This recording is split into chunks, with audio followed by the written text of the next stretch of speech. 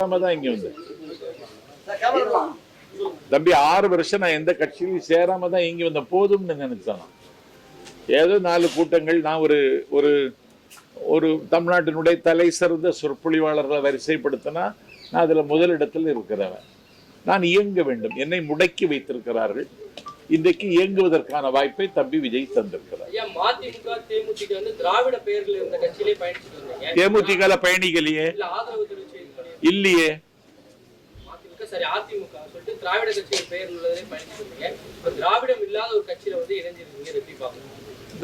திராவிடம் இல்லைன்னு யாரு சொன்னா உங்கள்ட்ட? பேர்ல இல்ல, தமிழகம் இருக்குல்ல, அது போதும். எப்படி எப்படி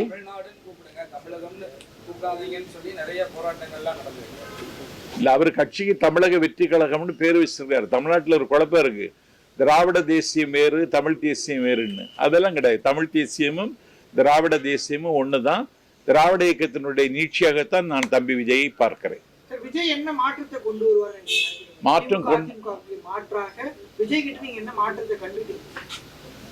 விஜய்கிட்ட இருந்து என்ன மாற்றத்தை அவர் கொண்டு வருவார்னு சொல்றது அவர் அறிவிக்க போகிற இந்த தேர்தல் அறிக்கையில் நமக்கு தெரியும். அதே நேரத்தில் எனக்கு தெரிந்து தமிழ்நாட்டின் வரலாற்றில் இவ்வளவு லட்சக்கணக்கான இளைஞர்களை மூலதனமாக வைத்திருக்கிற இயக்கம் இன்றைக்கு தமிழக வெற்றி கழகம். ஒரு நாட்டினுடைய காலை பொழுதை தீர்மானிக்கிறவர்கள் இளைஞர்கள் தான். இந்த இளைஞர்களை வைத்துக்கொண்டு ஒரு அதிரடி மாற்றங்களை செய்வதற்கு தம்பியிடத்தில் திட்டம் இருக்கிறது என்றே நான் நம்புகிறேன். யாருக்குமே புரிதல் இல்லாம சிலர் இருக்காங்க. இதை எப்படி பாக்குறீங்க? யாருக்கு? தமிழக வெற்றி கழகத்தில் இருக்கக்கூடிய தொண்டர்கள். அதான் அதை நான் தம்பிகிட்ட பேசினேன். அதுக்கு தமிழ்நாடு முழுவதும் பாசறை கூட்டங்கள் நடத்தணும், எல்லா இடத்துலையும் நடத்தணும்னு சொல்லிட்டேன். தாவேகா காதலா எது போன்ற பிரச்சனைகளை நீங்கள் முன்னெடுக்கிறீங்க? எதை மையப்படுத்தி உங்களுடைய பேச்சுகள் அமைய இருக்கு? இந்த கொள்கை தலைவர்களை பற்றியே பேசினா போதும். தமிழ்நாட்டினுடைய பிரச்சனைகள் நிறைய இருக்கு, எல்லாவற்றையும் தாவேகா எதிர்கொள்ளும்னு பேச போறேன். இதுல என்ன இருக்கு? பெரியார் அம்பேத்கரை கொள்கை தலைவர் வச்சிருக்காரு, நீங்க பெருமையா சொன்னீங்க. ஆனா திருப்பரங்குன்ற சம்பவம் நடந்து 2 நாள் ஆகுது, இன்னும் எந்த கருத்தையும் அவர் தெரிவிக்கிறார், அமைதியா இருக்கிறாரு. இது நெருக்கலா இல்லையா உங்களுக்கு? எனக்கு திருப்பரங்குன்ற சம்பவம் வந்து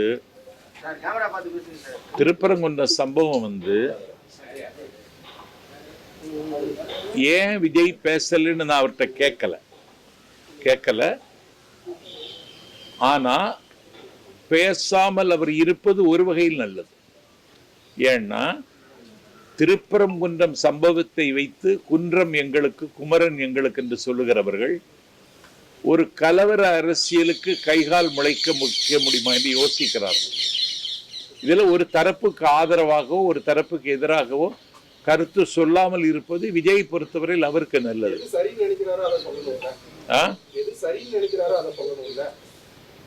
எது சரி, அமைதியாக இருப்பது ஒரு வகையில் நல்லதுன்னு நான் நினைக்கிறேன். ஆமா, இல்ல கொள்கை எதிரின்னு அவர் சொல்லிட்டாரு. அதுல அவர் காம்ப்ரமைஸ் ஒன்றும் ஆகுதுன்னு மாதிரி நான் நினைக்கல. நான் அவர்கிட்ட கேட்டேன், நீங்க பிஜேபிக்கு கூட ஒரு இணக்கமான போக்கு இருப்பதாக சொல்லுகிறார்கள்னு. அப்படி ஒன்றும் இல்லை. அதிகாரத்தில் இருக்கிற கட்சி தேர்தல் இங்க நடக்க போகுது, அதனால இதை கூர்மையாக விமர்சிக்கிறேன். அதற்கு நேரம் வரும்பொழுது பார்த்து கொள்ளலாம். சார், கடந்த மாதம் வந்து திராவிட வெற்றி கழகத்துல வந்து தொடக்க கால கவுண்டர் தொடங்கி வச்சீங்க. இப்போ இங்க வந்து ஜாயின் பண்ணிருக்கீங்க, அங்கேயே சேர்ந்துருக்கலாம்ல நீங்க? அப்படி திராவிட வெற்றி கழகத்தில் என்ன கூப்பிட்டாங்க, சத்யா வர முடியாதுன்னு சொல்லிட்டு தான் வந்தேன். அதுக்கான காரணம் சார் எது? அங்க சேராததுக்கான காரணம்? அங்க சேராத என்ன இங்க இருக்கு? அங்க இல்லாதது என்ன இங்க இருக்கு? அங்க சேராததுக்கு காரணம் வேற இருக்கு. அது ஒரு பர்சனல் விஷயம். அது தேவையில்லை. திமுகவிலேயே தான் ஆயுள் முழுவதும் பணியாற்ற வேண்டும்னு நினைச்சேன். அண்ணன் வைகோவினுடைய இருப்புக்கு ஆபத்து வந்த நேரத்தில் நான் திமுகவிலிருந்து அவங்க என்ன வெளியேற்றல, நானாகவே வெளியேறினேன். அண்ணன் வைகோவின் தலைமையேற்று 19 ஆண்டு காலம் பணியாற்றினேன். என்னுடைய இருப்பை அவர் செறித்துக் கொள்ளவில்லை. அப்போது நான் வெளியேறினேன். அண்ணா திராவிட முன்னேற்றக் கழகம் எனக்கு ஒரு அடைக்கலம் தந்தது. ஏன்னா எனக்கு கொலை செய்கிற அளவுக்கு சில திட்டம் போட்டார்கள். அந்த அம்மாவிடத்தில் நான் போய் சேர்ந்தேன். அதற்கு பிறகு அவருடைய மறைவிற்கு பிறகு எடப்பாடி தலைமை நான் ஏற்றுக்கொள்ள விரும்பலை. சசிகலா அம்மா கூட பயணிக்கலாம்னு நினச்சேன். அதுக்கு முன்னே அவங்க செயலுக்கு போனாங்க. டிடிவி தினகரனுக்கு கூட கொஞ்ச நாள் பயணித்தேன்.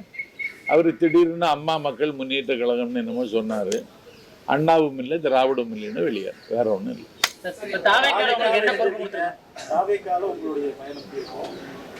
என்ன பொறுப்பு? நான் பிரச்சாரம் செய்யணும், எனக்கு வேற ஒன்றும் இல்லை. என்னுடைய பயணத்தை நான் பிரச்சாரம் செய்தே வாழ்ந்தவன். அந்த வாய்ப்பு எனக்கு தரணும்னு தம்பிகிட்ட கேட்டேன். சரி, இப்ப அதிமுக திமுக அப்படின்னு சொல்லி கட்சி மாறிக்கிட்டே இருக்கீங்க. நான் இன்னைக்கு தாவேக்காவில் இணைந்திருக்கிறேன்.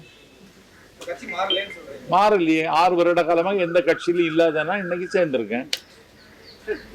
ஆரிய எதிர்ப்பு சனாதன எதிர்ப்பு பண்ற அளவுக்கு தாவேக்காவுக்கிட்டையும் விஜய்கிட்டையும் வல்லமை இருக்குன்னு நினைக்கிறீங்களா? ஏன்னா 70 ஆண்டு கால வரலாறு திராவிட வரலாறு தெரிஞ்சவர் நீங்க. ஆமா, புதுசா ஒரு கட்சி தொடங்கிய ஒரு நடிகர் விஜய், அவருக்கு வந்துட்டு பாஜக மாதிரி ஒரு சனாதன எதிர்ப்பு மாதிரி சித்தாந்தங்கள்லாம் எதிர்க்க நினைக்கிறீங்களா? எனக்கு தெரிஞ்சு ஒரே நேரத்தில் 2 பவர் செக்டர் ஸ்டேட் அண்ட் சென்ட்ரல அவர் கேள்வி கேட்கிறார்.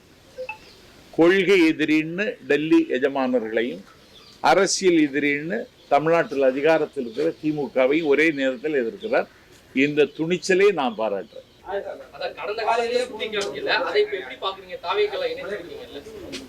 தாவேக்காவில் நான் இன்னைக்கு தான் இணைந்திருக்கேன். முதல் இரவே இன்னும் வரல. அதுக்கு முன்னே இப்படியெல்லாம் கேள்வி கேட்காதீங்க.